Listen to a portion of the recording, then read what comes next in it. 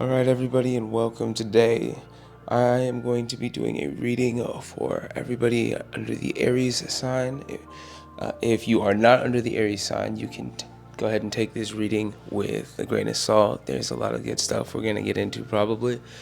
And if you are under the Aries sign, we're going to point out a lot of really specific things that you can avoid or look into coming into this next month and this next energy cycle. So we're going to start by giving these rocks a nice shake. The first thing that we're going to do is we're going to read the constellation.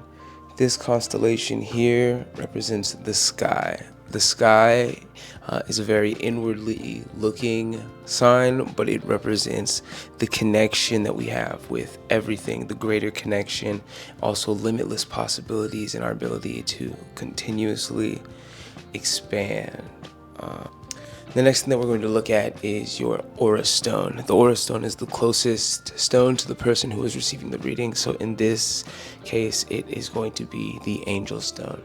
Underneath the sky constellation, the angel stone represents a time to really look inwards on your personal energies and your personal reasoning for doing things. You know, your inner light, your inner fire.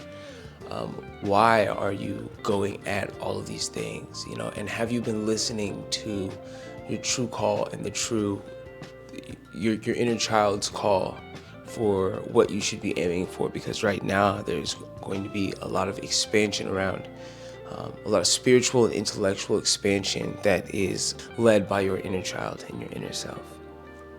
The next thing that we're going to read is the compass from the temple stone to the moonstone. The way that they're lined up here and the way that they fall represents a lot of ideas that you've been having coming into fruition. So a lot of plans that maybe you've been seeding for a while now are about to start coming to a point to where you can obtain and grasp them.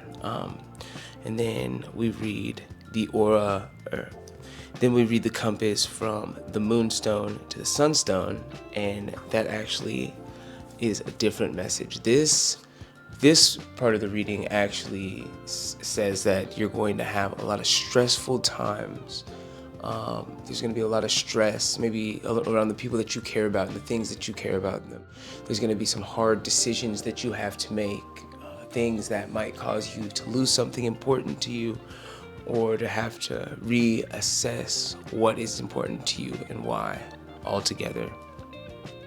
The next thing we're going to read is the connection between the moonstone and your sunstone, and together these stones represent true love and the highest form of passion. And underneath this sign, it really keeps pointing back to there's going to be a lot of spiritual things happening, a lot of intellectual things, a lot of time that you're going to have to spend learning not only about yourself, but learning outwardly. But there will be success and there will be growth inside of the things that you love and the things that you care about, the passions, the things that you feel like you want to put your energy towards in this life. There's going to be a lot of success inside of that direction. So again, keep pushing for the things that you believe and keep reassessing why you believe those things. Don't let that fire die out. Restoke it, find new fuel to keep that fire burning.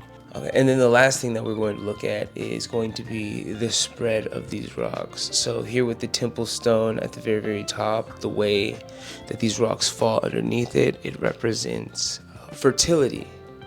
Again, this is mentioning back into the idea that we have been planting seeds, and that there is a time to plant the seeds, and there is a time to go and reap what you've sown into the earth and into your dreams and into this universal scape. And now is going to be a great time to do either or, to put those new seeds into the ground, because we know what's coming. We're creating what's coming. Or it might be time to go and reap the benefits.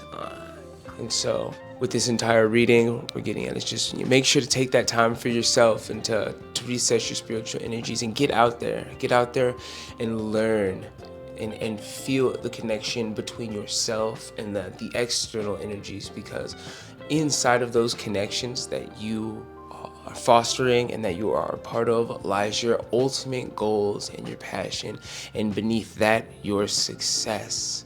So thank you. If you have any Aries friends, go ahead and share it with them. Other than that, go ahead and subscribe. And if you'd like a reading of your own, leave what you'd like a reading about in the comments, and I will get to making a video for you just as soon as I can. Until I see you next time, thanks for clicking in, thanks for hanging out, and stay blessed.